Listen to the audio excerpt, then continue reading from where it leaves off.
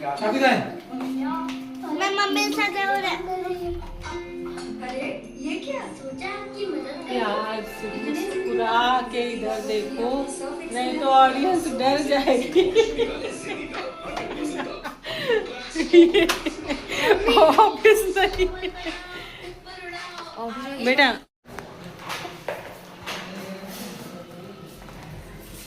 So friends, हम जा रहे थे मार्केट और नाश्ता करके हम लोग वैसे सबने खा लिया था, तो दुबे जी का मन था पकौड़े खाने का, और मैंने ना थोड़ा सा कुछ ज़्यादा ही मटेरियल कट कर दिया था। फिर जाके देखा तो रिफाइंड ख़त्म हो रखा। तो बस फ्रेंड्स, इसीलिए हम लोग निकल पड़े थे मार्केट की तरफ। तो गाइस, हम लोग जा रहे हैं घूमने। घूमने नहीं, राशन लेने जा रहे हैं।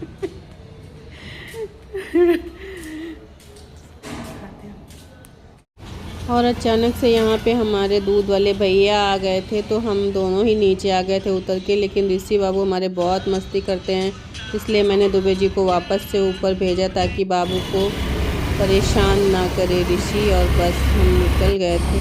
वैसे और तो हम मॉल जाने वाले थे, लेकिन हमने फिर मॉल जाने का प्रोग्राम कैंसिल किया कि फिर नेक्स्ट संडे तक जाएंगे। और अभी हम सुपरमार्केट से थोड़ा सामान ले आते हैं, थोड़ा सा सब्जी भी लानी थी। सब्जी हम गए थे मार्केट, निकाल रही थी मैं पकौड़ियाँ। मैंने कहा था कि पकौड़ियाँ निकाल दो, और हमारा रिफाइंड ख़त्म हो गया था, अचानक कम था तो लेने गए थे।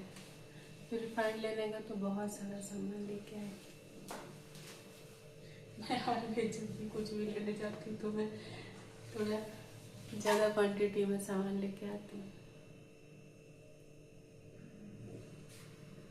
फ्रेंड्स, बच्चों को स्कूल छोड़ के आई हूँ अभी जस्ट।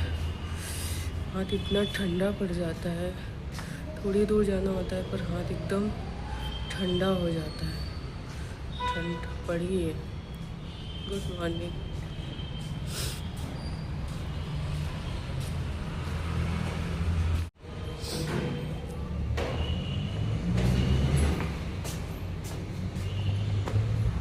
लिफ्ट में जाने से बेटर है कि सीढ़ी से ही चले जाओ, क्योंकि लिफ्ट हमेशा तीसरे माले पे ही खड़ी रहती है। और फ्रेंड्स, बच्चों को स्कूल से छोड़ने के बाद मैं आकर के अपने घर के कामों में लग गई थी। दुबे जी भी ऑफिस जा चुके थे,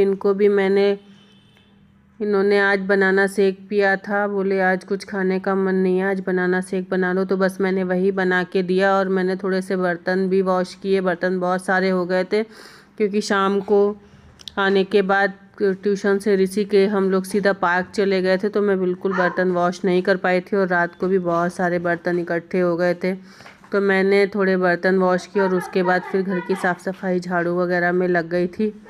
हमारे बुरा वक्त महसूस कराने का, अपमान का, तंगी का, बेइज्जती का, और भगवान ने एक कोटा डिसाइड किया होता है। उम्र के जल्दी जल्दी पड़ाव में जितनी जल्दी से ये ख़त्म हो जाता है ना, उतनी ही आसानी होती है और उतना ही सुकून मिलता है, उतनी ही शोहरत मिलती है। तो ये जो दौर से गुजर रहे हो ना, इसको बहुत शान से निकालें, क्योंकि आगे कुछ बहुत बड़ा होने वाला है। कोई बहुत बड़ी खुशखबरी या खुशी आपका इंतज़ार कर रही होती है। और ख़ासकर महिलाओं से मैं ये कहना चाहती हूँ कि women are not meant to sit back and look pretty, they are meant to lead empire and create generational wealth. आज के टाइम में हर कोई इतना डिस्ट्रैक्टेड है कि जस्ट आप थोड़ा सा भी फोकस कर लो ना अपने काम में, you will rule actually, trust me. Work hard and remove all the distractions of your life. अभी तक तो कर लिया आपने अपना 2025 पूरा ख़राब। रो लिए उन लोगों के पीछे जिन्होंने आपको वैल्यू नहीं की। हर दिन कर दिया अपने आप को प्रॉमिस कि कल से उठूँगी, शुरू करूँगी, फिर उस प्रॉमिस को तोड़ दिया, और ऐसे करते करते साल के एंड तक आ गए। और अब फिर से प्रॉमिस कर रहे हैं कि एक नए साल में जा रहे हैं और इस बार ज़रूर कुछ शुरू करेंगे, पर पता है क्या होगा? वही 2 दिन 3 दिन करेंगे, फिर 2025 वही और 2026 वही। क्या मिला दूसरों के लिए अपनी लाइफ ख़राब करके आपको? क्या मिला दूसरों के लिए आंसू बहाकर? क्या मिला आपको अपना टाइम ख़राब करके? क्या वो टाइम वापस आएगा? नहीं, लेकिन अगर आपने हर एक दिन अपने मेहनत की होती तो आज 2025 और 2026 बहुत खूबसूरत होता। इतना खूबसूरत कि आपके सपनों से भी ज़्यादा सुंदर और बेहतरीन। तो मत कीजिए वो टाइम वेस्ट, मत कीजिए जिसे पाने के लिए दुनिया तरस रही है। लोग सोच रहे हैं कि काश मेरे पास टाइम होता तो मैं ये कर लेती, काश मेरे पास टाइम होता तो मैं वो कर लेती। तो टाइम मिला है तो उसकी वैल्यू करो, क्योंकि सिर्फ अपने टाइम की वैल्यू करके आप दुनिया में सब कुछ पूरा कर सकते हो, सब कुछ हासिल कर सकते हो। पैसा, रिश्ते, ऐशो आराम, कंफर्टेबल लाइफ, सब कुछ। और जिन लोगों के पीछे आपने अपना ये जो टाइम वेस्ट किया है ना, यकीन मानो दुख, तकलीफ़, मुसीबत आने पर सबसे पहले यही लोग भागेंगे, कोई साथ नहीं देता है। तो आओ आने वाले इस नए साल में अपने आप से ये वादा करते हैं, इतनी मेहनत करेंगे, इतनी मेहनत करेंगे अपने ऊपर, इतना काम करेंगे कि अपने ऊपर आने वाला 2027 इतना खूबसूरत होगा। और जो आज हमारी वैल्यू नहीं करते वो लोग अपने आप चल के हमारे साथ आना चाहेंगे, हमारे साथ बैठना चाहेंगे, हमारे साथ कुछ वक्त बिताना चाहेंगे। तो प्रॉमिस करते हैं अपने आप से कि इस 2026 में इतनी मेहनत करेंगे डेडिकेशन से और ख़ुद के ऊपर इतना ज़्यादा वर्क करेंगे कि लोग आपसे बात करने के लिए तरसें और आपके पास समय ही ना हो उनसे बात करने का।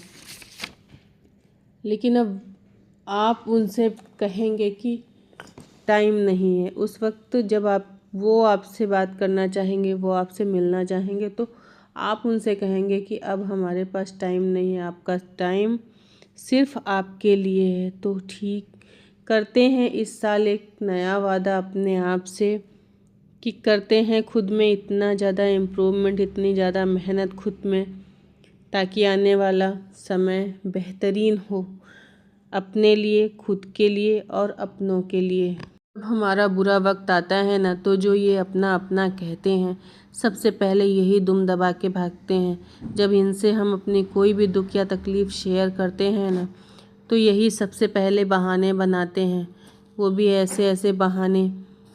तो ऐसे लोगों के लिए तो हमें अपना टाइम बिल्कुल भी वेस्ट नहीं करना है। हमें अपना समय सिर्फ अपने ऊपर लगाना है, अपने फैमिली के लिए, अपनी फैमिली के बेटरमेंट के लिए काम करना है और हर एक चीज़ को प्लान करते हुए आगे बढ़ना है कि आगे आने वाले समय में कैसे कैसे हम अपने काम को, हर चीज़ को पूरा करें। और फ्रेंड, झाड़ू लगाने के बाद मैंने अपना पानी गर्म किया, जो कि मैं भूल गई थी आज, तो काफ़ी लेट हो गया था और मैंने कुछ भी नहीं खाया पिया था। सबसे पहले पानी लेती। बच्चे जा चुके हैं स्कूल, दुबे जी चले गए ऑफिस, सब ने अपना अपना नाश्ता कर लिया है। किसी ने बनाना खाया, दूध पिया, किसी ने बनाना शेक पिया। और मेरा नाश्ता दिखाऊं आपको, ये मूसली, फ्रूट्स एंड नट सीड्स। मुझे ये बहुत पसंद आता है और बहुत हेल्दी भी है, इसलिए मैं इसको प्रेफर करती हूँ। तो मैं बस ये इतना ही खाऊंगी और फिर दोपहर में ही खिचड़ी बनाऊंगी।